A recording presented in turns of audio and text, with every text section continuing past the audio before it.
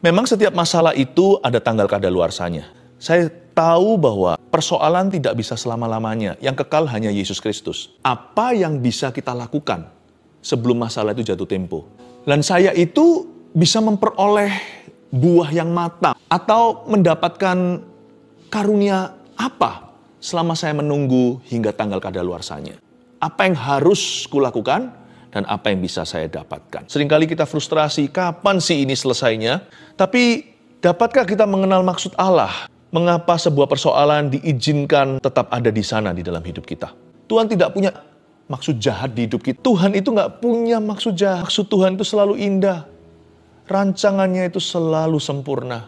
Waktu Tuhan mengajarkan kita hikmat, lewat persoalan yang kita alami itu untuk sekian waktu, Tuhan mau kita jadi smart. Tuhan mau kita jadi peka dan berhikmat. Hingga kita bisa identify our enemies. Anda akan terkejut, ada orang-orang yang kelihatannya seperti kawan. Ternyata mereka bukanlah teman dari Tuhan. Justru ketika dihimpit dalam tekanan, ketika seseorang itu mengalami problem, kalau dia terus jalan dengan Kristus, dia akan semakin cermat. Cara pandangnya akan semakin jelas.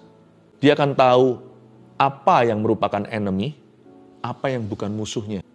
Sedangkan kalau orang itu di dalam masalah, lalu dia panik sendiri, lalu dia jadi orang yang kepahitan, orang gitu biasanya babi buta. Semua orang disalahkan, karena orang yang demikian bermentalitas korban. Masalahnya itu yaitu, nggak usah diperlebar. Penting sekali, kalau kita menghadapi masalah yang tidak selesai dalam hidup kita, identify your enemy. Dibutuhkan pencobaan memang di dunia ini untuk membuktikan, untuk menunjukkan bahwa iman kita itu murni, iman kita sejati. Hanya karena Tuhan izinkan problema itu di situ, bukan berarti kita diam saja nggak melakukan apa-apa. Jangan buat suatu keputusan yang sifatnya jangka panjang.